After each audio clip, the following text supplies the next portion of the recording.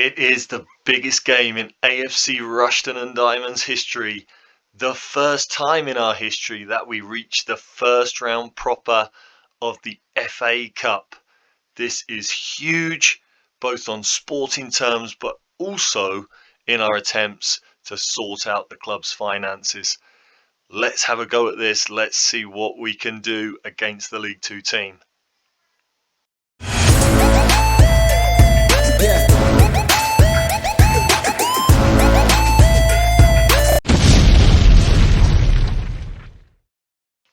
Well, welcome to another episode of Dog Turds into Diamonds. Here we are turning Dog Turds into Diamonds with AFC Rushton and Diamonds. Yes, it is FA Cup first round proper day, and we are taking on Cheltenham Town, the biggest match in the club's history. We are expecting a full house at Hayden Road for the first time in the club's history today. We did set a record. If we look at the schedule, we did set a record attendance in our home game against Cheltenham Town, our big rivals. So the big derby game, we had around 1,300 fans in the stadium. So we had 1342 in the stadium. We are averaging, I think, above 1,000 for the season in terms of home attendances, which is fantastic. It is the best in the league. That's really, really important in terms of sorting out our finances. But today we are expecting 1,500 people. There is not going to be an empty seat in the house. And you can see we're also into the FA Trophy first round proper, which is nice. I need to have a good run in that competition this season as well, because if we have a look at the finances, things are still not looking any better. We are still £146,000 in debt. This season we're about £2,500 down, which is not great considering that we do have the best attendances. We're at the top of the league. We've had this great FA Cup run to get to the first round proper, and we are still not breaking even. So today is pretty huge. To be honest, I'm kind of disappointed that we got drawn against Cheltenham. As you know, I really wanted a big away game against a team with a decent sized stadium, so that maybe we could have put a big dent into that debt, or maybe even if we'd have drawn a Sunderland away or a Portsmouth away, I mean, we could have just cleared out the debt in one go right there. I think Derby are down in League One as well, so that would have been another good draw. But I guess on the other side of things, well, I mean, it could be positive in that maybe this is a winnable game. Just looking at Cheltenham here, you can see they're 6th in League Two, so they are really doing well. They're on good form, and that kind of makes it difficult, but we've got to believe in ourselves. We're playing at home. We're also on good form. I know there's 3 divisions between the teams, but I do feel like we have a number of players that are more than capable of playing at a higher level. So hopefully we can make it a competitive game. And if we maybe make a few adjustments, be a little bit more defensive than normal, maybe there's an upset in the making here. Let's hope so, because 1,500 fans and whatever you get for losing in the first round proper, I imagine it's going to be about £5,000 or something. It's not really going to make that much of a dent in the finances, so we really could do with making the second round.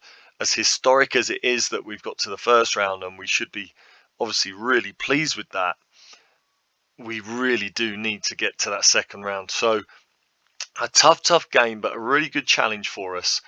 Again, in sporting terms, it's kind of a free hit. Is not really going to affect us in sporting terms if we do lose.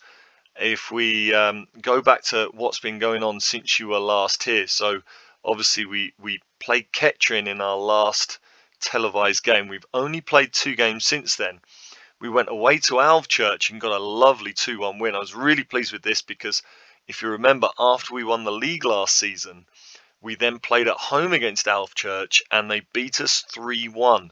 It was a little bit of an FM in, but we did get done on the counter-attacks. And here We went down early, but it was Alvechurch's only shot on target the entire game. You can see there they only had 33% possession. We were absolutely fantastic. And this with a couple of changes that I made.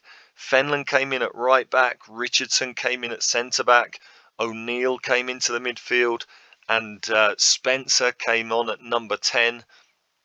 But the big story here, apart from all the changes we made and the fact that we still managed to dominate, the big news here was that Leo Gaxa finally got his first goal of the season. He finally got off the mark, and it was the winner as well. So it was really pleasing, and a lovely through ball from Thomas Hughes. And Leo Gaxa just kind of went one-on-one with the goalie and just cool as you like, just slotted it past him. So that was really, really pleasing for him to just get his moment and get off the mark. We then played at home against Bamber Bridge in the FA Trophy third qualifying round, and we won 3-2, but again, it was much more comfortable than that. You can see here that, again, they only had 2 shots on target. So basically, the last 2 games, we have conceded from every shot on target against us. 3 shots against, 3 shots conceded. We did play almost full strength. Richardson stayed in the team. Cropper got his debut at right back. I bought on Warner Ellie at left back. We had a couple of players that are on a booking, so I didn't want to risk them. Jamie O'Hara came into midfield. And again, we've just completely dominated the game. I think I'm right in saying Bamber Bridge are from a lower division, so we should have been expecting to win this quite comfortably. They're either from a lower division or they're right in the relegation zone of one of the other regional divisions. And again, I mean, we won 3-2, but you can see from the stats it was a lot more comfortable than that. They did only have those 2 shots on target, although we only had 5 ourselves. But it felt like a comfortable win. So pleased to get through to the next round of the FA Trophy, even if the scoreline here wasn't fantastic. But Leo Gaxa got himself 2 more goals, which was excellent before we come into this FA Cup game. To have him now finding his feet and finding some form is absolutely fantastic. And Max Waltman also starting to get in amongst the goals, and Thomas Hughes getting another assist. Thomas Hughes hasn't really been scoring goals for quite a while now, but he does still get those assists. Really, since he signed his new contract, he's kind of dropped off a little bit in terms of the goal scoring, but he did get an assist here. And if we have a look at Max Waltman, the ex-Liverpool man, I think he's just been really, really understated, kind of gone under the radar. But he's now got 6 goals and 4 assists in 16 games. Getting better and better. So again, another player that's maybe just started to find his feet a little bit and is starting to look good. And if we just look at Leo Gaxa, the Albanian striker, again, he's now got above a 7 rating for the season. 3 goals and assist in 13 games. So again, just needed a little bedding in period, needed to get used to his new surroundings, and hopefully now he is going to kick on and become a very important player. In terms of transfers, the big news that we were looking at in the last episode, you can see that Callum Ferry could be on his way out. He's got some offers. I offered him out on a free transfer. Our first choice goalkeeper from last season. He's now unhappy that he's not first choice anymore. And I just offered him out on a free transfer, just really to get his £180 a week off of the books. You can see MK Dons from League One, Accrington Stanley and Carlisle from League Two have all come in and bitten our hands off for that free transfer. So now I'm kind of a little bit upset. I kind of feel like I should have asked for some money for him, looking at the size of the clubs that have offered. So he is going to be leaving and helping us out on the wage budget. But we did also we've confirmed Tyrese Palmer in on loan from Notts County, a young striker. Again, probably not going to play much, but he's okay. He's an acceptable little option. We're not having to pay anything for him. I imagine Notts County will want him back in January because he's likely not going to play. And that is because we have confirmed the signing of William Asula. Fantastic striker who, of course, we looked at last week. Last episode, we thought we had missed out on him. He did accept an offer from a Vanarama South team, but for some reason that transfer did not go through. So we were able to get him in. He is on, I think, £75 a game. £70 a game and £10 goal bonus. And that is absolutely superb, because as we know, when we compare him to Demalia Brown-Sterling, he is rated as a better player. I mean, Demalio, just an absolute legend for us. And we've got a player here who looks a little bit better. If he can outdo Demalia Brown-Sterling this season, we have got an absolute player on our hands. So delighted to have William Asula, another one in from Sheffield United, along with Leo Gaxa. So hopefully he is going to really hit the ground running. He is on the bench for today's game. He has only just arrived, really. He's not got any fitness. So we really we need to let him in little by little, just build his fitness up. But before we start talking about today's game, I wanted to have a quick word about the youth team. The under-18s are also playing the first round proper of the FA Youth Cup. I think they're playing tomorrow. And so I wanted to just give them a little bit of love, a little bit of recognition. They've got a few players playing for them that are training with the first team. Daniel Buckley, the 17-year-old Irishman that we bought in the summer. He looks a decent enough prospect. I just took a little punt on him. I think he gets £15 an appearance. So it was worth a little punt. I think with his height, his jumping reach, his tackling ability. At 17, I think he's a half decent prospect. You can see he's got a few up arrows. Hopefully he's going to develop. He's not really first team quality, but if he can develop into a decent little player, then, like I say, it was worth the punt. But in the youth team level, he is absolutely fantastic. You can see he's got 3 goals this season for the under-18s. So he is a big help to the U18 squad. We have also got another couple of players here that have been making appearances. Our loanee, Leslie Adekoya, on loan from Accrington Stanley. I mean, he's made 5 substitute appearances for the first team this season. He has the ability to play first team games. He's got very good off the ball, very good composure for a striker, decent flair, really good pace. And he's got that brilliant first touch finishing and heading ability to go with his 6-foot frame. So he is a first team quality player. And for the U18s, he has just been banging in goals. If we just have a look at his season so far. So he's got 12 in 13 for the U18s. So he's kind of the star of the under-18 team this season, even though he's not our player. And apart from that, we've obviously got Mark Miller, who I think I'm a little bit worried about all the down arrows. Again, I'm worried about the amount of training that we don't do. I think it's going to be kind of hard for him to develop, which would be a real shame, because he looks like an awesome 16-year-old prospect.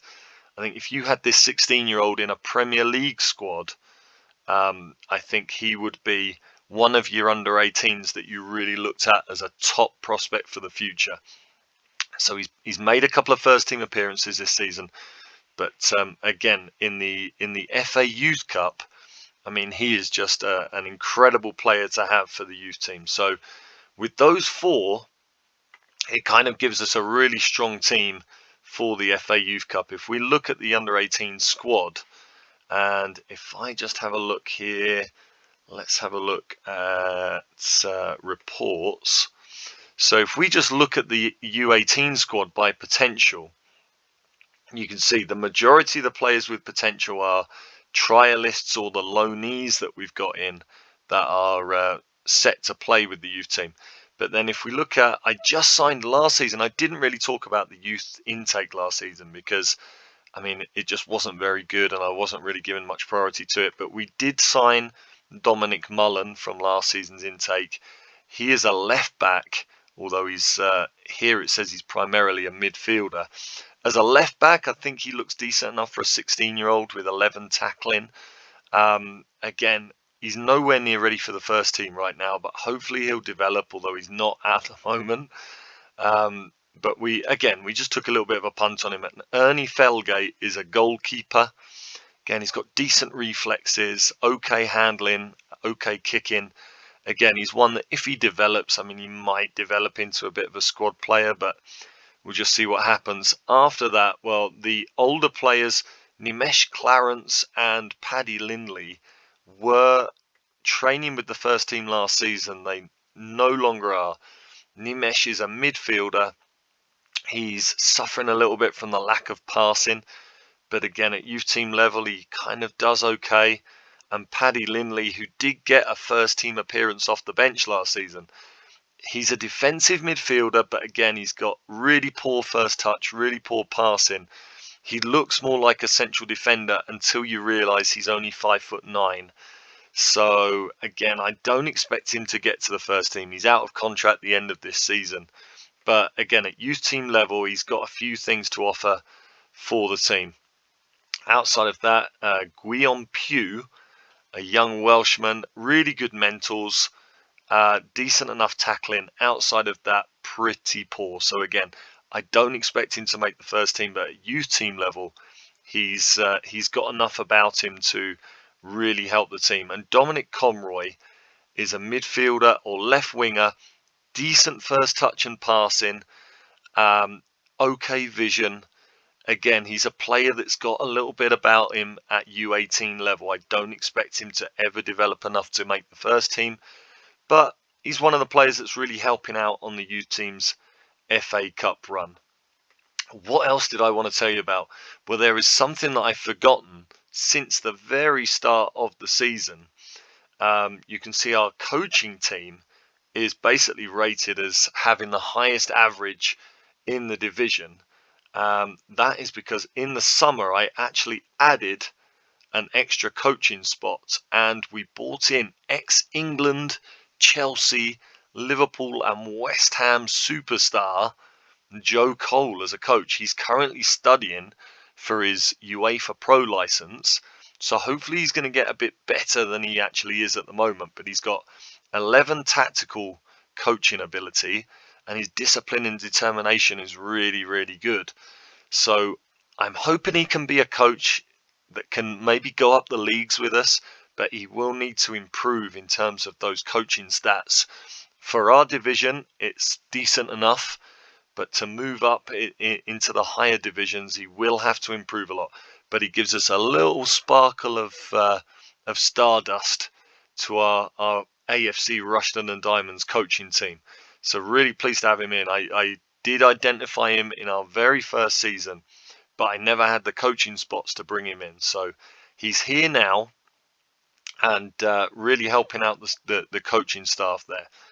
Apart from that, we did get a new goalkeeping coach in the summer. Gary Hazley's our fitness coach, who has signed a new contract, which I'm very pleased about. Chris May, he has 12s for everything in his goalkeeper coaching, and he's very determined, good motivator.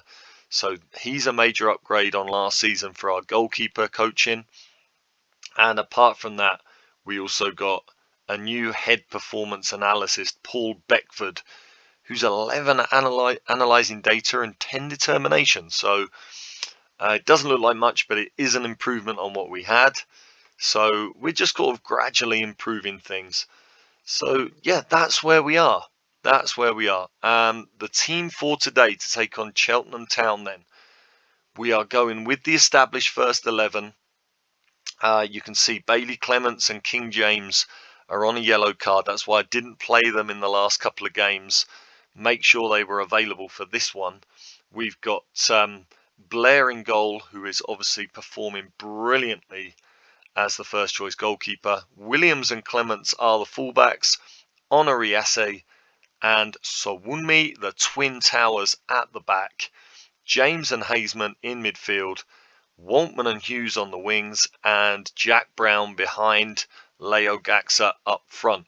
Now, you're going to see when we get into the game, what I am actually going to do is drop Jack Brown into midfield and play King James as a defensive midfielder, just to try and make us a little bit solid and respect the level of the opposition.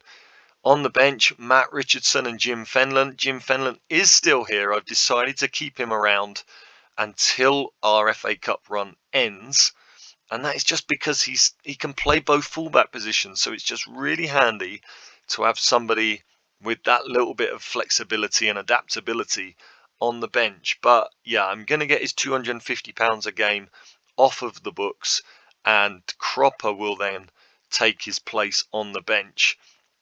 But for now, until we're out of the FA Cup, Jim Fenlon will continue as a diamond.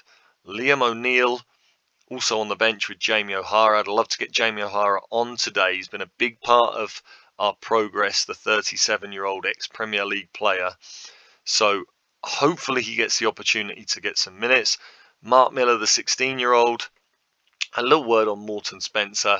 Again, very similar to Miller in his characteristics, but doing really, really well, the 19-year-old. I'm really pleased. Been having a look online, and he's actually, so he was originally a Sunderland Academy player, then went to Leeds, and he's actually played in the youth age groups for England. So yeah, a player of real quality and promise. Again, hopefully we can get up this season and he can develop along with the team, because I think as a holding playmaker, as a deep lying playmaker, I think he can be a real long-term prospect for the team here. We've maybe going to have to renovate the midfield in the summer, and so maybe Morton Spence has a big part to play. And then William Asula, the new striker, on the bench. Maybe there's a story written for him to come off the bench and maybe write his name into FA Cup folklore in dramatic fashion. So let's get forward into this. AFC Rushden and Diamonds against Cheltenham Town. You can see we are 4 points clear in the league with a game in hand. That's very pleasing. And Nuneaton Borough have a tough away game today at Alvechurch. So will be interesting to see what sort of advantage we have at the end of this game. Let's now get into the tactics and the team talk. So with them playing that number 10 behind two strikers, that definitely confirms that I need to change up our formation a little bit for this game. So submit the team, and now let's see what we do tactically to try and come out on top. We're obviously massive underdogs, 3 leagues below Cheltenham. Cheltenham going fantastically with a promotion push in League 2. So, I mean, the odds are really stacked against us. But hopefully there is a shock to come. I mean, we've got some players already motivated, look, before we even do a team talk, which is fantastic to see. Again, the biggest game in the club's history. King James is just going to drop back, and I'm going to set him to specifically mark their number 10, Tyrese Francois. Let's get tight on him. And I'm going to drop Jack Brown into the midfield, and we're just going to make him a central midfielder on attack. So we're still looking for him to get in, support Leo Gaxa, get in around the box.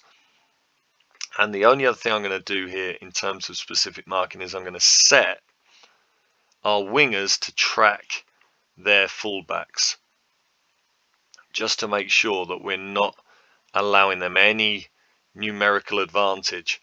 And team strategy, we are not going to play out of defence today. We are going to be a little bit more pragmatic. And do I want to work the ball into the box? I'll see if maybe we change that later. But I am going to play for set pieces. We've got obviously some giants in the team, and it might be that we have to rely on a set piece if we're going to make a difference today. I am going to play to the fullbacks from the goalkeeper, just basically because of their formation. That gives us the advantage there. And I'm just going to drop the line of engagement back a little bit. So that is how we go. Now, Surely we can get the players up for this. The pundits might not believe in us today, but the fans do. Go and do them proud. Do I have any other options? The pressure is all on them. What do we have to lose? Go out and cause an upset. Let's go with that. Yeah. So I'm pretty sure they're going to react well to the rest of the team talk. There you go. We have got a lot of motivated players here. Let's get into this and let's see what's to come. It's not on TV, unfortunately. It would have been great to have had a first round TV game. And early on, we are competing with them. We have the better of the possession, and there have been no shots at goal as it stands. So I am happy enough with that. Maybe an away replay would even be a pleasing result here. Get some more TV money in. Sorry, not TV money, but Leo Gaxa. Why did he not hit that? I really thought there was an opportunity there. So again, yeah, just if we could maybe get a replay and get some attendance money from the replay, that would also be nice. But the way we're dominating possession and getting lots of chances, I actually kind of feel like I want the win here. Let's just encourage the players, try and give them a little push. Can we maybe get an opportunity before half time? And I see they're already making changes to their team there with the rotating some positions. We're doing very, very well so far.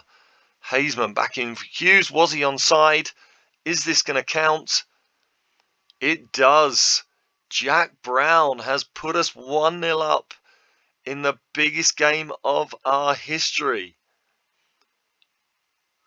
And maybe we are going to make history here. Thomas Hughes, after taking the corner onside, and Jack Brown gets a tap in front of the open net.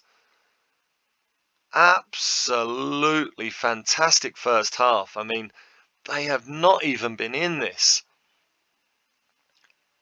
Let's keep this going. So what can we... I'm going to go with my assistant. I'm happy with the number of shots on target. Everybody well motivated, and we are now in for a huge second half. They have made a half-time change, but they are sticking with the same formation. And right now, we are the dominant team here, no doubt about it. Can we keep this going? They have now had a shot, but nothing on target. Just praise the players there. Williams has taken a knock. Let's make changes here. We're going to bring off Jay Williams for Jim Fenlon. Again, possibly playing his last game unless we do get through here. And do I make any other changes here? Kane Hazeman has been booked, but he's obviously so important to us. Now, I'm wondering, do I bring William Asula on? Or do I stick with Leo Gaxa for the moment? I think I'm going to stick with the team as it is right now. I'm tempted to bring Asula on just to give us another dynamic up front, but I mean, we're playing so well. I'm going to stick with it for now. Again, just really controlling the game, but they get a free kick. It's off the post. Still not dealt with. Francois. Vassell. Lloyd. And it's out for a corner. Can we deal with the corner as they now really push onto us? Away. Only as far as Lloyd. A long shot from him. And it goes out for a throw. Will the highlight continue? It doesn't. Oof. Do I demand more here? I think that might upset the players just knowing what they're like. I'm going to fire them up as Vassell equalises. Oh, man. I'm wondering, is he a relation to Darius Vassell, the ex-Aston Villa striker? Is he maybe Darius Vassell's son? Well, he's beaten our two centre-backs. He's got in between them. And I am now going to make changes. Kalen Hazeman is shattered. What has happened? He's just really struggles with his stamina. I'm going to bring off Max Waltman, and I am going to give William Asula his debut. Gaxa goes to the wing. And do I take off Caden Hazeman? I mean, he's our best player. I'm going to bring on Jamie O'Hara. He deserves the opportunity. I'm going to bring him on as a deep line playmaker. He deserves the opportunity for everything he's done for the team over the last 2.5 seasons. He deserves to get his moment. Now let's see if we can pull something special out of the bag right at the end of this game. I can't do any more shouts at the moment. Do I time waste here? I think I am going to do a little bit of time wasting, but I'm not going to change anything else. I mean, look how we've dominated this game. We really should have won it, probably. A brilliant result, but it's maybe not the result we wanted. And a real shame in the end when you look at the stats. To have not come out with the victory is probably pretty disappointing. Let's tell the players we're pleased. I wonder when is the replay. I guess we have got to come back for the replay now and make this a double header. There will now be a part 2 of this episode. We will see you back when you click on the link for part 2. We will see you for the Cheltenham Town replay in the FA Cup first round. We'll see you then. Thanks for watching. Drop a like on the video if you've enjoyed it, and we'll see you for part 2 against Cheltenham Town in the replay.